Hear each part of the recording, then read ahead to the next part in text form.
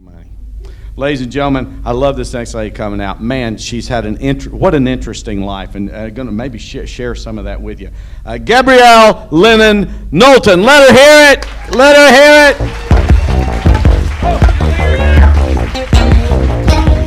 Hi, everybody.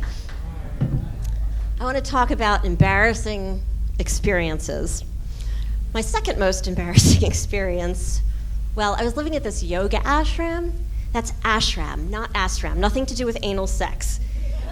The place was completely celibate. So residents were sisters and brothers. So I was sleeping, woke up, had to pee, put my nightgown on in the dark, went down the hallway to the bathroom. Then the library was right next to the bathroom, so I figured I'd go see if any of my friends were there.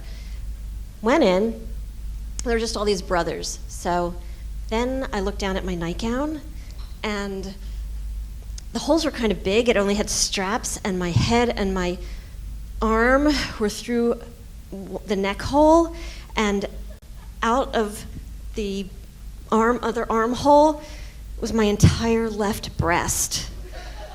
Mount Everest.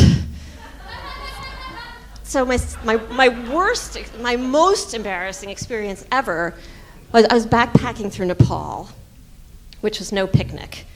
So I was at this guest house, and I was the only one at the guest house, and it had no electricity, no plumbing, and the family who owned it all slept in the office in one bed. So before bed one night, I drank an entire kettle of ginger tea. Then I went to bed, woke up, had to pee. And I went, but the door was locked, and I couldn't get out. And I looked desperately all around, but there was no way out. So I didn't want to do it, but I went to the corner, and I peed on the floor. A lot. Like the entire kettle of ginger tea. I heard the pee go through the layers in the floor, and I heard sheets rustling, frantic talk in Nepali directly below. That family that slept in the same bed, I'd peed on them. Then, so the father, he comes up, he's knocking, he says, "Why you in the toilet?" I pretended to be asleep. I was really hoping he'd think it was someone else, but I was the only guest there. So I said, "I'm sorry, I was locked in."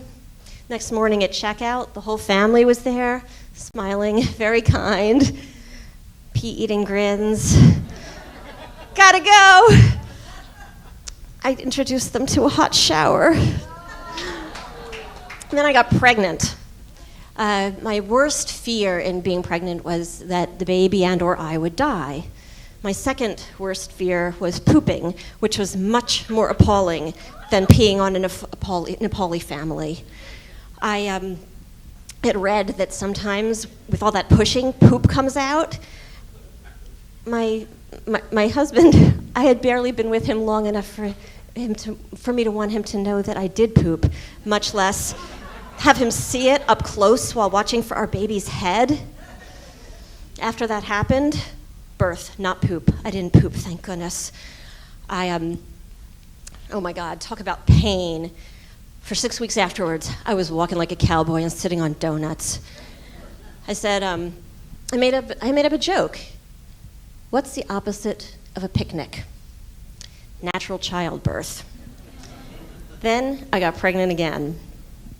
We were doing California hypnobirthing this time, so pain was pressure. Contractions were birthing waves, and apparently you can actually orgasm as the baby's coming out. Yeah, right. So I tandemed nursed my babies. My breasts ballooned to the size of basketballs. Double A, B, C, D, double D, triple D, E, F, G, H, I, J. The biggest bras on the internet. And in them, size 36J, my breasts, they look like pasties on me. So, you know, I looked down, and one of my breasts was bigger than my entire child. And I was standing nursing, And then I went into a store, and on those TV monitors, I couldn't even find my head. So then they grew, my children, I mean. And my daughter, she says to me one day, "Mommy, if you want to say fuck you to someone, say spaghetti instead." "Why spaghetti, honey?" Her brother made up a language all his own, and that's what spaghetti means. I said to her, I was overcome with love for her one day, and I said, "Honey, how did I ever get a daughter like you?" She said, "By mixing cells with Daddy, that's how." My son asked me, "Mommy, what are Asperger's?"